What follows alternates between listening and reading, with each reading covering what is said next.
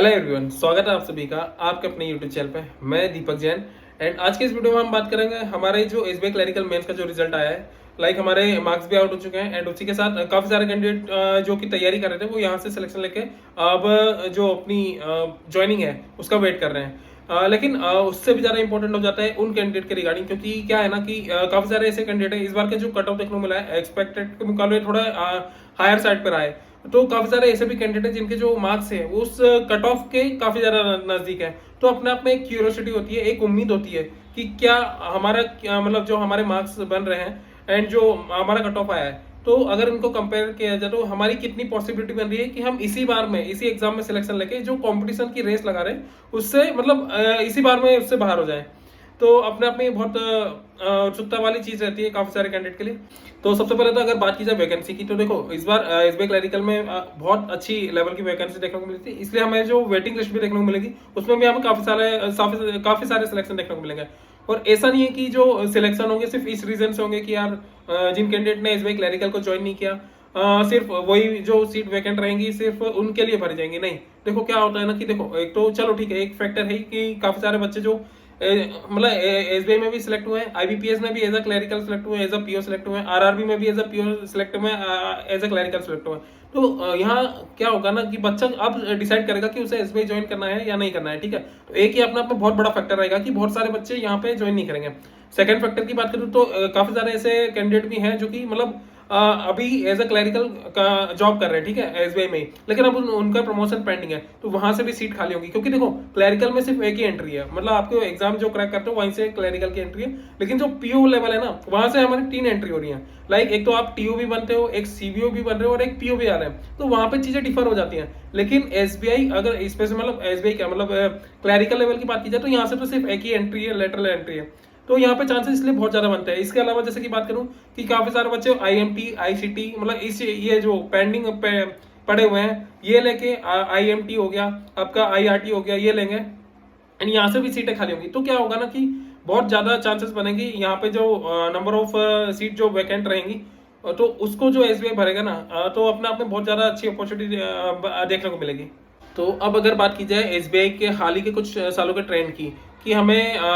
कौन सी waiting list में कितने मार्क्स तक के कैंडिडेट सिलेक्टेड देखने को मिल रहे हैं, तो सबसे पहले तो एक बात क्लियर कर दूं, क्या होता है ना कि एक्चुअली में स्टेट वाइज चीजें वेराई कर जाती हैं, क्योंकि कुछ स्टेट में काफी कम सीटें होती हैं तो वहां पे चीजें हो सकता है डिफर हो, बट हम ऑन एवरेज लेके चल रहे हैं। ठीक है, तो अगर ऑन एवरेज की अगर बात रखूं तो हमें पहली वेटिंग लिस्ट में अप्रोक्स आप बोल सकते हैं 1.5 से लेकर 2.5 तक मार्क्स जिनके अपने कट ऑफ से कम है उनको हम सिलेक्शन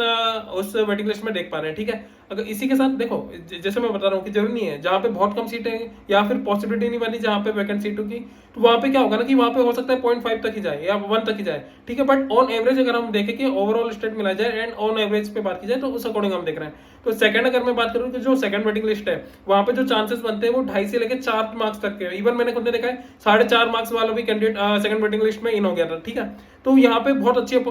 पहली वेटिंग लिस्ट में सबसे ज्यादा अपॉर्चुनिटी बनती है आपकी सिलेक्शन की, सेकंड में उससे थोड़ी ज्यादा कम हो जाती है एंड थर्ड की बात की जाए तो उसमें बहुत ज्यादा कम कैंडिडेट सिलेक्ट होते हैं, बट स्टिल होप वहां पे भी रहता है। एंड बात क्लियर कर देता हूँ, देखो क्या होता है ना कि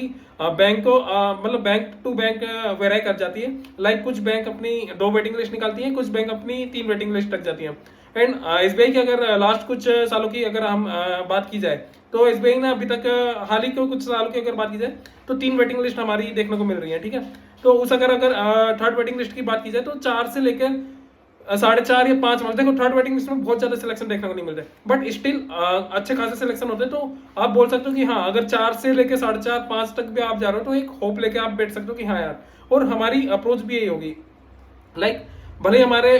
1.5 मार्क्स कम हो या 2 मार्क्स कम हो, 2.5 मार्क्स कम हो, हम क्या है ना हम बेस्ट के लिए होप करेंगे लेकिन हम प्रिपेयर वर्स्ट के लिए करेंगे। ठीक है, मतलब ठीक है हम अभी थोड़ा सा आइडिया लगा रहे हैं कि क्या वेटिंग लिस्ट है, क्या हमारी चांसेस बन रहे हैं, बहुत अच्छी बात है, लेकिन आप इसको क्या है ना थोड़ा सा साइड में रख देना, क्योंकि हमारे पास अपकमिंग बैंकिंग एग्जाम्स बिल्कुल वापस से लाइन से खड़ी हुई है। ठीक है, तो इस बार हो सकता है हम किस्मत के भरोसे हो, लेकिन अब जो अपकमिंग अपॉर्चुनिटी हमारे हाथ में है ना उसमें हमें किस्मत के भरोसे नहीं रहना, वो हम मेहनत से हर एक जितनी अब मतलब पीडीएफ आएंगी ना, पीडीएफ जो आपकी फाइनल रिजल्ट आएंगे हर एक पीडीएफ में आपका नाम होना चाहिए। तो हमारी अप्रोच इस तरीके से रहेगी कि हम पूरी तरीके से अपकमिंग बैंकिंग एग्जाम्स के लिए तैयारी करेंगे एंड इसको बिल्कुल साइड में ड्रॉप करके रख दो कि हाँ चलो ठीक है, अगर किस्मत ने साथ दिया तो हम इसी में सिलेक्शन लेके यहाँ से बाहर हो जाएंगे, लेकिन अगर नहीं किस्मत ने साथ दिया तो मेहनत से अगली जो एग्जाम है,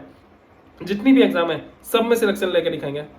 तो गाइस अगर वीडियो आपको अच्छा लगा हो तो वीडियो को लाइक करना, चैनल को सब्सक्राइब करना मत भूलना, ठीक है। आपसे फिर मुलाकात होगी। बात की जाए अभी तक के ट्रेंड की कि अभी तक जो हमें नॉर्मलाइजेशन में ट्रेंड देखने को मिल रहा है, तो देखो पहले तो स्टेट वाइज चीजें डिफर हो जाती है, क्योंकि कहाँ पे कितनी सीट्स के लिए वैकेंसी है एंड कितने लोगों ने ज्वाइन किया है, ये दोनों चीजें कंबाइनली देखी जाती है। तो अगर पहली वेटिंग लिस्ट की बात की जाए तो पहली वेटिंग लिस्ट में बहुत ज्यादा पॉसिबिलिटी रहती है कि अगर आपके 1.5 से लेकर 2.5 तक के मार्क्स है ना, तो आप पहली वेटिंग लिस्ट में आपका नाम आ जाता है, ठीक है। बहुत सारी ऐसे भी स्टेट होंगे जिसमें हो सकता है बहुत कम सीट हो, तो 0.5 तक ही पड़े, पॉइंट या 1 मार्क्स तक ही पड़े, बट एक हम एवरेज लेके चल रहे हैं। तो पहली पे अगर जो पहली वेटिंग लिस्ट में उसमें जो ऑन एवरेज हम देखें तो आप 1.5 से लेकर 2.5 तक के अगर मार्क्स है तो आप पहली वेटिंग लिस्ट में ही आपका नाम आने के बहुत ज्यादा चांसेस है। बात की जाए सेकंड वेटिंग लिस्ट की, तो सेकंड वेटिंग लिस्ट में क्या होता है कि आपको अप्रोक्स 4 मार्क्स तक के कैंडिडेट देखने को मिलते हैं,